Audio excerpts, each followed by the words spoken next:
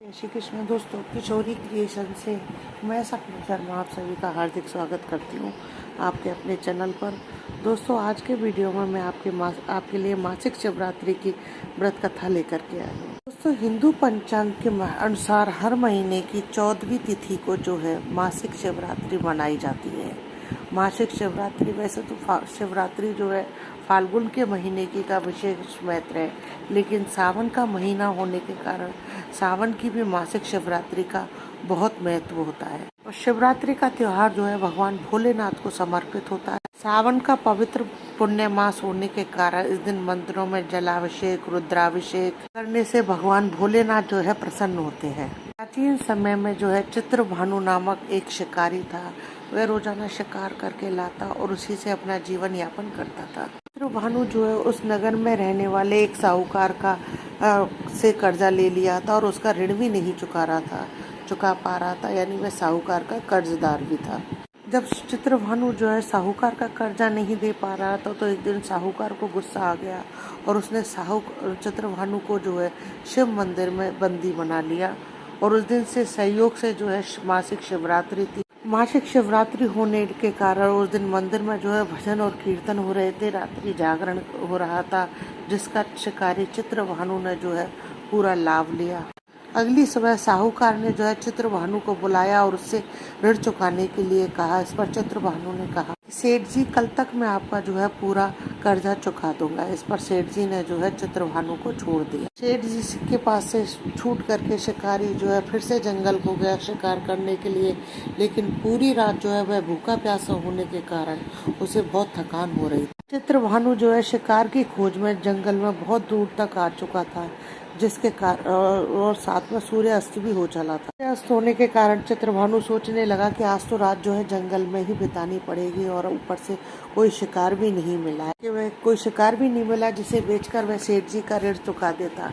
यह सोचते सोचते चित्रभानु जो एक तालाब के पास पहुंच गया। तालाब के पास पहुंच करके चित्रभानु ने जो है भरपेट पानी पिया। फिर वह सुस्ताने के लिए एक बेल के पेड़ पर चढ़ गया। बेल का पेड़ उसी तालाब के किनारे था और बेल के पेड़ के नीचे एक शिवलिंग था, जो बेल की पत्तियों से ढका हुआ होने के कारण दिखाई नहीं दे रहा था। कर्ज चुकाने और परिवार के लिए भोजन की व्यवस्था की चिंता में चित्रभानु पेड़ पर बैठे बैठे बेल पत्र के पत्तों को तोड़ तोड़ करके नीचे गिराया जा रहा था।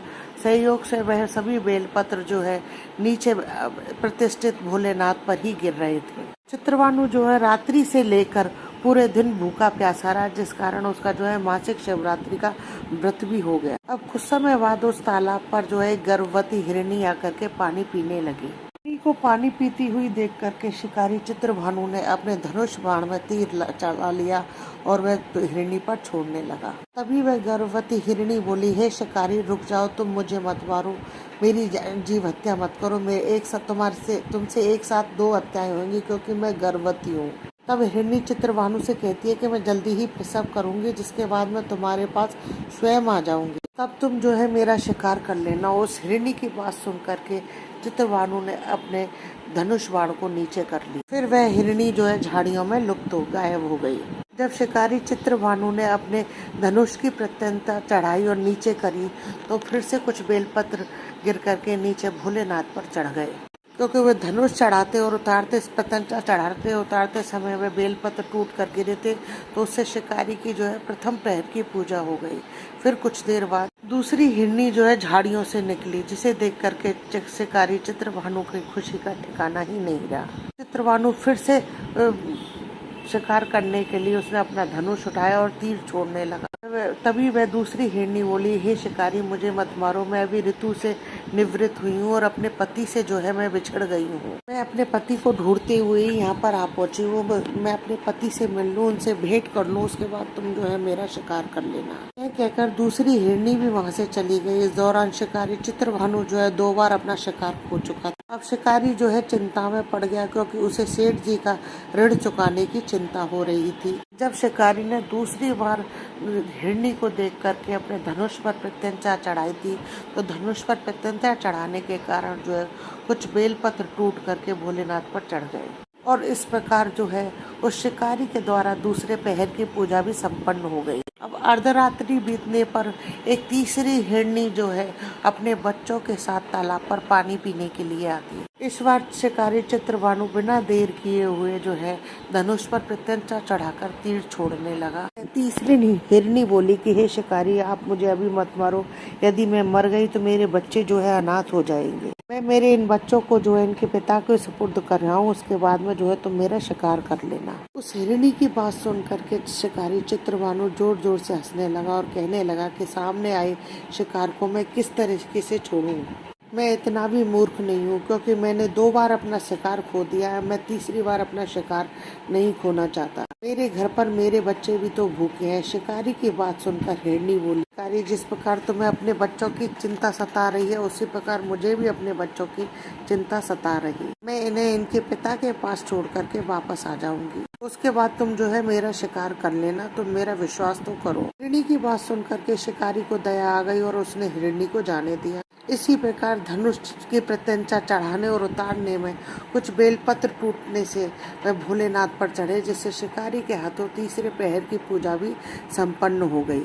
अब कुछ समय बाद वहां पर एक वृद्ध आदमी आया, जिसे देखकर शिकारी ने अपना जो है धनुष बाण उठाया और शिकारी उस शिकार पर जो है तीर छोड़ने लगा। तभी वह वृद्ध जो है बड़ी विनम्रता से बोला कि हे शिकारी, मेरे आने से पहले यदि तुमने मेरी हिरनी और उसके 3 छोटे बच्चों को मार दिया है तो तुम मुझे भी मार दो, क्योंकि उनके बिना मेरा इस दुनिया में कोई भी नहीं है। यदि तुमने उनको नहीं मारा है तो तुम मुझे भी जाने दो, क्योंकि मैं उन तीनों हिरनियों का पति हूँ और वो मेरी ही तलाश कर रही हैं। यदि मैं उन्हें नहीं मिला तो वे तीनों मर जाएंगी।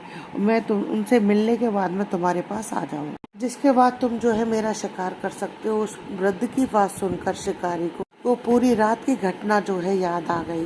तब फिर वृद्ध ने जो है शिकारी से कहा कि मेरी तीनों पत्नियां जिस प्रकार का तुमसे प्रण करके गई हैं, वह तीनों वापस आ जाएंगी, क्योंकि वो तीनों जो है अपने वचन की पक्की है। यदि मेरी मृत्यु हो जाती है तो वे अपने धर्म का पालन कैसे कर पाएंगे। मैं अपने पूरे परिवार के साथ शीघ्र ही तुम्हारे सामने आ जाऊंगा, कृपा करके आप मुझे जाने दो। शिकारी चित्रभानु ने जो है उस वृद्ध को भी जाने दिया। इस प्रकार बार बार धनुष उठाने और नीचे रखने में बेलपत्र के पत्ते टूटे और वह भोलेनाथ पर चढ़े, जिससे उसके चौथे प्रहर की पूजा भी संपन्न हो गई। भगवान भोलेनाथ की यह पूजा जो है उससे अनजाने में ही संपन्न हुई थी। इसके बाद में जो है शिकारी का हृदय परिवर्तन हो गया और उसके मन में जो है भक्ति भावना आ गई। कुछ समय बाद वह वृद्ध आदमी तीनों हिरनियों और उनके बच्चों के साथ में वह शिकारी के सामने आ गया और शिकारी से कहा कि हे शिकारी, हम अपनी प्रतिज्ञा के अनुसार तुम्हारे सामने आ गए हैं। हे शिकारी, आप जो है हमारा शिकार कर सकते हैं। जंगल के पशुओं की सच्ची भावना देख शिकारी चित्रभानु का हृदय जो है पूरी तरीके से बदल गया। उसी दिन से जो है उसने शिकार करना छोड़ दिया। अगले दिन शिकारी जो है नगर में लौटा और किसी और से धन उधार लेकर के उसने सेठ जी का धन चुका दिया। अब शिकारी जो है स्वयं मेहनत मजदूरी करने लगा। जब शिकारी चित्रभानु की मृत्यु हुई, उसे यमदूत लेने आए, लेकिन शिव के दूतों ने जो है यमदूतों को भगा दिया और शिकारी को जो है शिवलोक ले गए। प्रकार उस शिकारी को जो है मोक्ष की प्राप्ति हुई। हर हर महादेव। दोस्तों, यदि आपको मेरी ये कहानी पसंद आए तो प्लीज़ मेरे वीडियो को ज़्यादा से ज़्यादा लाइक और शेयर करें। यदि आप मेरे चैनल पर नए हैं तो चैनल को सब्सक्राइब करना ना भूलें। पास ही में बेल आइकन को दबाएं, जिससे मेरे आने वाले हर नए वीडियो का नोटिफिकेशन आपको मिल जाए। साथ ही कमेंट्स बॉक्स में जो है ओम नमः शिवाय या हर हर महादेव अवश्य लिखें। हर हर महादेव, ओम नमः शिवाय। जय श्री कृष्णा दोस्तों।